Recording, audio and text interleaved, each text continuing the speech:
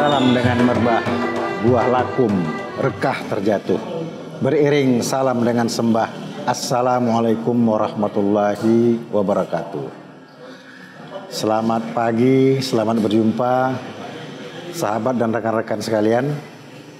Klinik Pantun Nusantara sebagaimana biasa mengajak bercakap-cakap tentang sastra, tentang budaya. Kali ini kami mengundang seorang deklamator, seorang penyair yang sudah cukup dikenal di Sumatera Utara, bahkan di Indonesia, yaitu saudara Teja Purnama Lubis. Selamat pagi, Bung Teja. Assalamualaikum. Waalaikumsalam. Bukan kacang sembarang kacang, kacang ditanam di Tebun Nyai. Bukan datang Bung Teja sembarang datang untuk kami tanya-tanyai. Coba dibalas dulu dengan pantun, Pak Teja. Sudah lama tidak ke ladang, sampai padi lebih tinggi daripada rumput. Sudah lama tidak bertandang, kini kita jumpa lagi. Jadi ini sebenarnya kami mau membiasakan bahwasanya setiap pertemuan-pertemuan itu adalah pantun spontan dari tamu. Pantun itu kan suatu budaya warisan yang diwarisi dan diwariskan oleh leluhur-leluhur kita. Dan itu merupakan puisi lama. Puisi lama dan itu nampaknya cukup cerdas itu. Dan terikat dia kan? Ya, terikat dia. Justru karena terikat itu banyak orang tak suka. Kan orang kan mau bebas.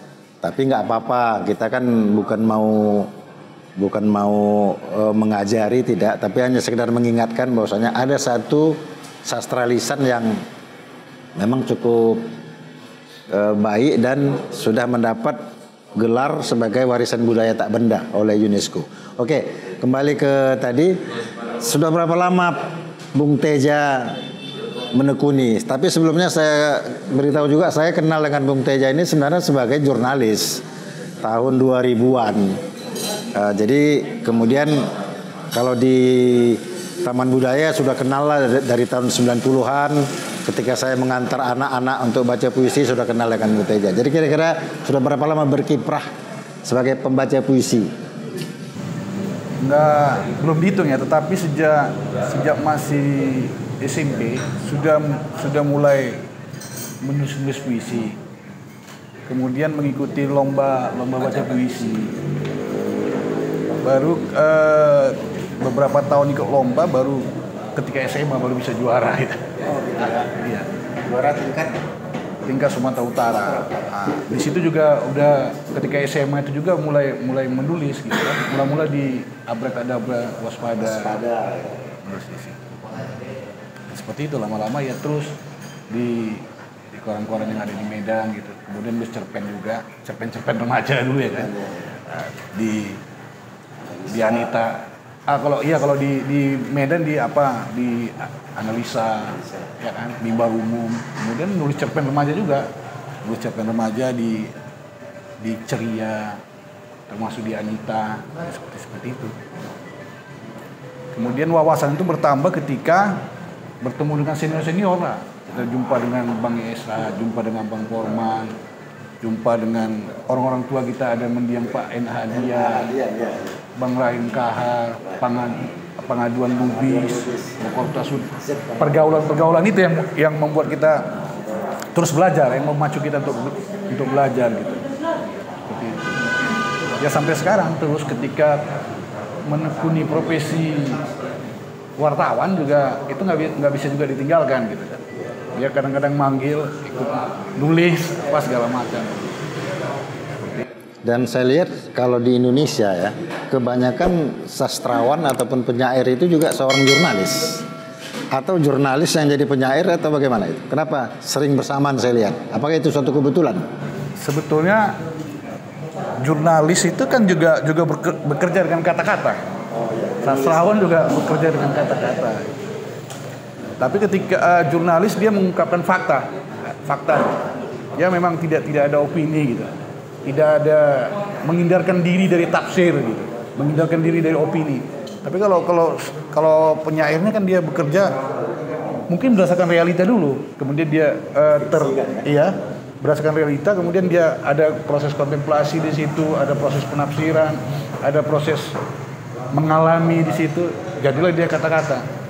Tapi pada dasarnya penyair, jurnalis dia pakai kata-kata kerjanya. Berarti ketika seorang penyair atau sastrawan menjadi jurnalis lebih memudahkan ya? Lebih memudahkan. Saya pernah ingat mendiang Arahim Kahar pernah bilang gitu kan. Aku kalau cari wartawan katanya, cari wartawan yang apa aja, yang bisa menulis saja, cerpenis, penyair. Kenapa gitu? Yang tak ada peristiwanya aja bisa dia buat jadi cerpen gitu, jadi cerita. Apalagi kalau memang udah nengok peristiwa, pasti bisa dia buat. Itu kata Bang Rahim Kahar. Dan itu benar sekali, karena menulis itu orang yang biasa menulis menganggap menulis itu tidak sulit. Tetapi bagi orang yang memang jarang menulis, ketika kita minta membuat laporan kegiatan yang dilakukannya, itu pun tidak mudah sebenarnya. Jadi artinya bagi seorang sastrawan yang biasa menulis, apalagi sudah biasa menulis cerpen, menulis cerita fiksi, tentu saja seperti Bung Teja katakan tadi, ketika dia menulis suatu kejadian sebenarnya nggak ada sulitnya lagi ya. Nggak ada sulitnya lagi. Tapi kan memang untuk wartawan pun dia tetap punya panduan kan, minimal tuh 5W tambah 1H. 5W dan 1H ya. Kemudian terakhir bersama dengan komunitas kata-kata ya. Iya. Bersama dengan Bang Porman Wilson, Sukisno, Henry Batubara, Yunus Rasid, kami berpikir diperlukan sebuah apa ya? Sebuah komunitas untuk menggairahkan puisi, menggairahkan sastra gitu. Pada awalnya memang dia pembacaan saja, pembacaan puisi oleh penyair, oleh penikmat sastra gitu, oleh pembaca oleh deklamator gitu. Tapi lama kelamaan berkembang menjadi diskusi tentang sastra, tentang puisi, kemudian berkembang menjadi pemberian anugerah gitu, seperti itu. Dan sebelum pandemi kita tiap bulan kita rutin menggelar baca puisi bulanan, namanya baca puisi bulanan. Ada guru juga pernah baca puisi, kemudian siswa, dosen, mahasiswa, berbagai profesi udah kita undang untuk membaca puisi di Taman Budaya.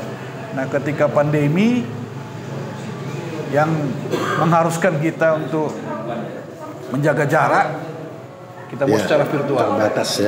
Terbatas. Jadi artinya ada suatu program mengenalkan atau mengajak berbagai profesi untuk melibatkan diri membaca puisi ya, begitu kira-kira ya. Bagus sekali itu. Kira-kira untuk ke depan nih siapa kira-kira yang mau diajak? Profesi apa? Yang belum pernah ya. Yang belum pernah ada dokter. Dokter belum pernah, pengacara baca puisi belum pernah. Polisi belum pernah. Wartawan sudah pernah. Wartawan sudah ya. Ya. Bagus juga itu. Kalau begitu barangkali di kesempatan ini kami mohon Bung Teja bisa membacakan sebuah puisi yang terserah, yang singkat boleh, yang sedang boleh.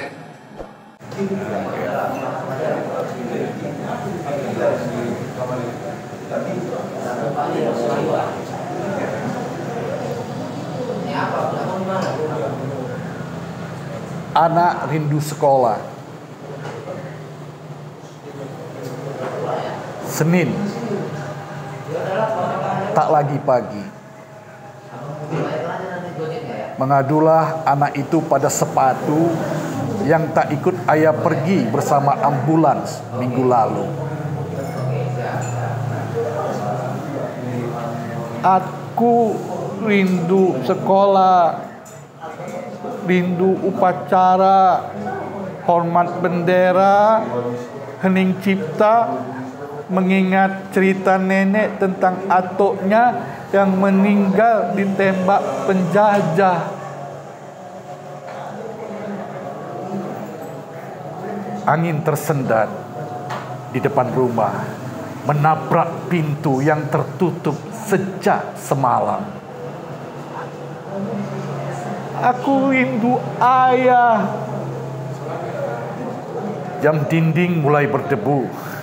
Detaknya parau mengabarkan sekolah sedang liburan ke kamar-kamar isolasi dan akan pulang membawa puisi tentang anak rindu sekolah, tentang ayah yang tak pulang-pulang walau sekadar mengambil sepatu, tentang bunda yang tak bangun-bangun walau sekadar membuka pintu. Luar biasa. Nampaknya puisinya ini berbau-bau pandemi COVID-19 ya. Ya. Di mana anak-anak rindu sekolah, Ya. orang tua pun mendapat hambatan dalam bekerja, masalah-masalah ekonomi, sosial dan sebagainya ya. Dan nampaknya Bung Teja menghayati sekali itu membaca puisinya. Dari dulu suka baca puisi. Oh, memang itulah profesi ya seorang deklamator. Membaca puisi itu dengan menjiwai ya. Baiklah, barangkali saya pun terharu tadi mendengar baca puisi itu. Terharu karena isi puisinya dan cara membacanya itu nyampai dia. Karena kan banyak yang nggak diperhatikan orang tuh, anak-anak yang kehilangan orang tua gara-gara apa? Gara-gara pandemi ini kan. Ya, itu fenomena itu ya. Iya, fenomena. Kemudian dia rindu sekolah, nggak sekolah. Ayahnya udah dibawa ke apa, nggak tonton Injil atau enggak gitu. Kemudian mamanya juga kena di situ. Dan dia tinggal sendiri di rumah. Itu yang saya bayangkan gitu. Dan kita selalu merasa ketakutan ya. Ketakutan. Baik, barangkali apa kira-kira pesan-pesan Bung Teja tentang bagaimana kita mengembangkan puisi, memuisikan masyarakat atau memasyarakatkan puisi atau apa istilahnya supaya puisi ini bisa lebih menyebar dan masyarakat bisa memandang puisi itu adalah sesuatu yang milik semua profesi gitu. Pertama apa ya? Kalau kita bilang perhatian pemerintah ya perlu juga. Tetapi yang lebih perlu lagi bagaimana penyairnya berusaha untuk mendekatkan puisi kepada khalayak.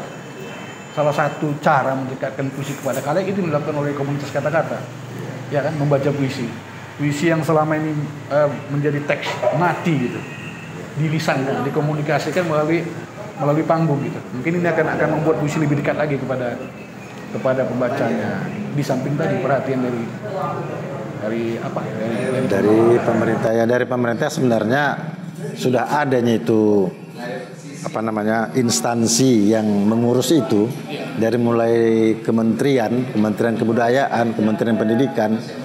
Tetapi ya itu tergantung daerah masing-masing ya. Ada yang peduli, ada yang bahkan ada Dewan Kesenian lagi. Dewan Kesenian. Ya. Dewan Kesenian kita Medan pun ada juga. Tapi kabarnya pun udah nggak terus lagi sekarang. Udah entah siapa pengurusnya, nggak tahu, katanya udah habis masa periodenya. Apakah tak ada lagi seniman di Medan ini? Seniman yang banyak gitu. Cuma itulah salah satu bentuk perhatian itu kacaunya sistem pembinaan itu Dewan Kesenian yang tidak berfungsi gitu. Iya. Itu mengindikasikan kacaunya pengelolaan kesenian dari sisi birokrasinya ya. Gedung kesenian apa kita punya? Gedung kesenian nggak punya ya. Saya ingat dulu waktu saya masih kecil ya, tahun-tahun 60-an 70-an ada gedung kesenian. Dulu ada, sekarang tidak ada. Kalau dulu kan seniman sering main di Taman Budaya Perintis Kemerdekaan 33. Ya kan? Itu sebelum Taman Budaya pindah sekarang ke PRSU. Karena lahan Taman Budaya itu kan memang milik Pemko Medan gitu. Tapi sekarang sudah pindah. Udah pindah dia ke PRSU Taman Budaya. Dan yang Taman Budaya yang sekarang ini jadi apa? Milik Pemko, kita nggak tahu entah jadi apa. Tak tahu akan mau dibangun apa ya? Belum tahu. Padahal itu tempatnya cukup strategis ya. Tempatnya dan cukup luas, dan juga situ ada sekolah ya, sekolah musik. Tapi memang sebuah kota yang namanya kota metropolitan harus punya gedung kesenian. Ya. Jadi gedung kesenian bukan sekadar gedung kesenian, di situ bisa jadi gedung pertemuan, dipadukan gedung pertemuan. Kegiatan kreativitas. Apa kegiatan kreativitas di situ? Di situ bisa juga ada museum misalnya, di situ juga ada tempat pameran. Sebetulnya bisa menghasilkan juga gitu. Ya, artinya ada kegiatan budaya. Ada kegiatan budaya gitu. Dan itu investasi budaya tuh kan. Sedangkan kita punya dinas kebudayaan ya. Dinas pariwisata, dinas kebudayaan, dinas pemuda dan olahraga, dinas pendidikan, kan berkaitan semua itu. Ya, kemudian ada lagi tadi Dewan Kesenian, ya. Tapi kayaknya tergantung senimannya juga ya. Tergantung senimannya, bagaimana senimannya bisa bisa menggerakkan lah, bisa menggerakkan hati para petinggi, ya kan? Tapi saya pikir ya kita tidak usahlah kita menunggu, tetapi yang bergerak saja, mana yang bisa kita buat ya, bergerak dan berkolaborasi. Dan satu lagi teknologi kan. Ya, teknologi sekarang ini kan membantu sebenarnya. Kalau dulu kita harus tampil di panggung, sekarang mungkin virtual bisa ya. Tetapi semuanya itu kan perlu operasional. Nah, operasional ini seharusnya pemerintah daerah seharusnya memberikan bantuan. Karena seniman ini pun kan kalau dia mendapat dana operasional kan dia bisa berkreasi dan bisa dia membuat karya-karya yang terbaik. Tapi pada akhirnya kreativitas seniman juga. Ya. Seniman harus punya kreativitas. Artinya tanpa bantuan apapun kalau kreativitasnya ada dan dia mau berbuat, pasti itu bisa juga kalau ada besar bantuan tak ada kreativitas sama aja. Sama aja ya. Dan itu sering terjadi ya. Baiklah. Semoga komunitas kata-kata dan berbagai komunitas seni dan budaya lainnya akan tetap berkreasi walaupun masa pandemi ini membatasi segalanya. Demikian saja saya akhiri dengan sebuah pantun, kalau ada jarum yang patah jangan disimpan di dalam kantong. Kalau ada kata-kata yang salah ya maafin dong. Kemudian kalau ada jarum yang patah jangan pula ditaruh di tepi sawah. Kalau ada kata-kata yang salah jangan pula lah kalian marah. Demikian saja. Assalamualaikum warahmatullahi wabarakatuh.